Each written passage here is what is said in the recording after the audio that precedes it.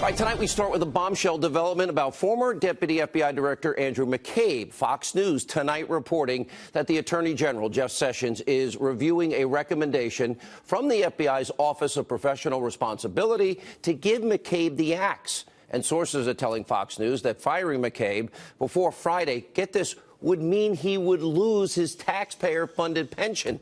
He's set to retire on Sunday. Something explosive has gone on here. Now, this new development is raising speculation that the DOJ's Inspector General's report about the FBI's phony Clinton email investigation where the fix was in, that could be released soon. And Fox News has learned that the Inspector General's investigation has discovered that McCabe was not forthcoming about his approval for an FBI official to talk to reporters about the Bureau's investigation into the Clinton Foundation.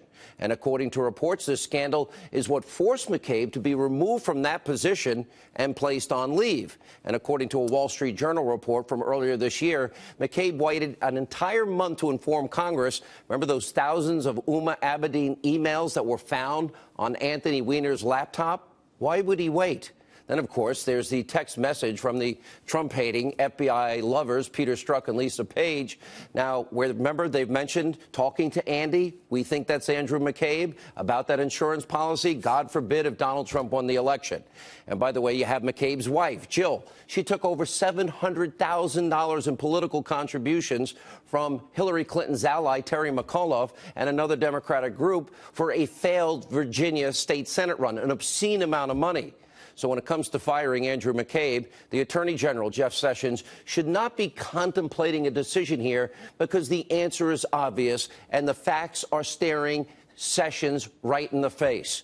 McCabe is corrupt, and he is as crooked as they come. He is one of those deep state actors that we have been telling you about, and he needs to be held accountable. And firing McCabe, by the way, should only be a start. We know for a fact James Comey, Peter Strzok, Lisa Page, other top FBI officials put the fix in, and they ignored overwhelming, incontrovertible evidence that Hillary Clinton, in fact, committed multiple felonies. Clinton should have been prosecuted. She never should have made it to November of 2016. It was an open and shut case. The evidence was all there. It didn't happen. The fix was in. It was rigged. And that's why McCabe, Comey, Strzok, Page, and all the other top FBI officials that played a hand in the sham of an investigation into Clinton, they should be terrified tonight about this DOJ Inspector General report that we expect to come out any day now. Now, criminal referrals should also be made to the DOJ. And if you believe in equal justice under the law, all of these deep state officials, they all need to be prosecuted. All right, also brand new tonight. Liberal hypocrisy reaches a stunning new level. Take a look at this video. There he is, Socialist Senator Bernie Sanders, working his way through an anti-Second Amendment rally on the steps of the U.S. Capitol. But notice, he's surrounded by armed security guys. Now, Bernie Sanders was not alone. We have other gun-grabbing liberal politicians. They all showed up to speak out against your Second Amendment rights to keep and bear arms and also predictably attack the NRA. Take a look. Our Congressional Solidarity Walk-Up is here to say enough is enough. We need a vote now.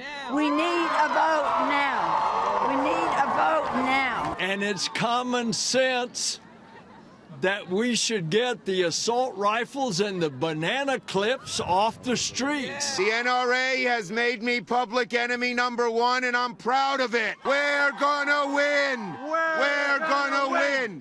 We're gonna win. I want to know, are you prepared to do whatever it takes to beat the gun lobby? Are we gonna ban assault weapons? Are we going to have universal background checks?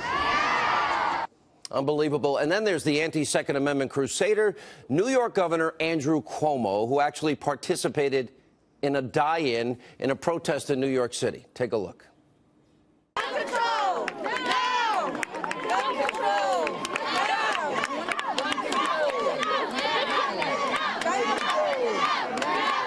Yeah, he has tons of security also. Just shameless hypocrites. They stand in front of crowds of people, no fear about their own personal safety, because they are surrounded by armed security, but they would deny those same protections to America's school children. Does that make any sense? By the way, here's a quick question.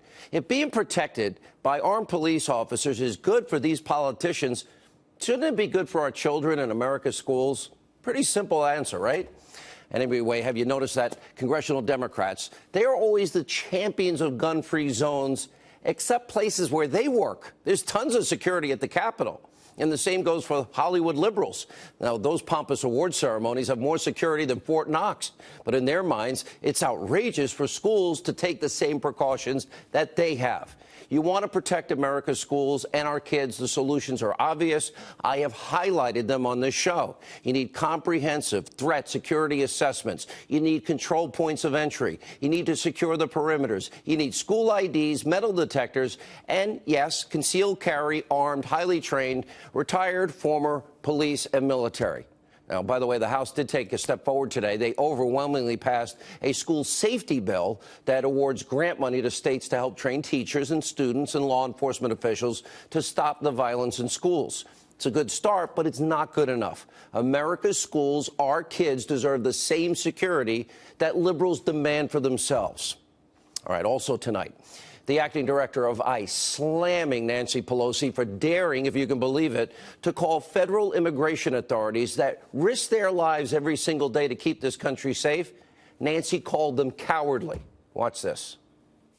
Not only did she say they were cowardly, she said that, ICE was terrorizing immigrant communities. First of all, you're talking about law enforcement officers. These are men and women that put their lives on the line for this country every day. They strap a gun to their hip and leave the safety and security of their homes to defend this nation. So how dare you call them cowardly? And to say that we're terrorizing immigrant communities, the people we arrested during these California operations, looting the city of its acts with a juvenile, assault with deadly weapons, murder, these people were terrorizing immigrant communities. ICE went in there and removed these people from the communities.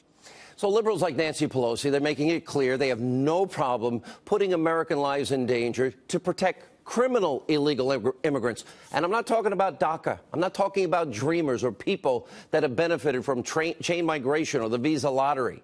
But these liberals, like the Oakland, California mayor liberal, what's her name, Libby Schaaf, they're aiding and abetting criminal illegal immigrants, those that have caused real harm to real American citizens and real American families.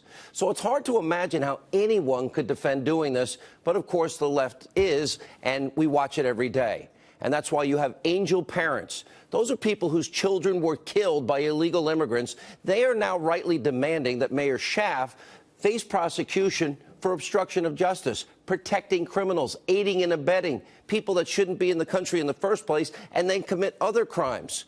And liberals like to pretend that illegal immigrants don't commit crimes, but they're lying when they say that. And sadly, these angel parents are needlessly suffering, all because of this. It's a national disgrace. It can be stopped. And if it happens again, those people protecting them, they are the ones to blame. Now, also tonight, liberals are channeling their rage to attack a brand new target.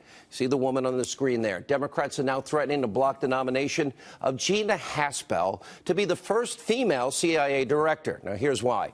Haspel played a very key role in overseeing the enhanced interrogation techniques that were used at CIA black sites against top-level al-Qaeda terrorists. Of course, this is after 9/11. 3,000 Americans were killed.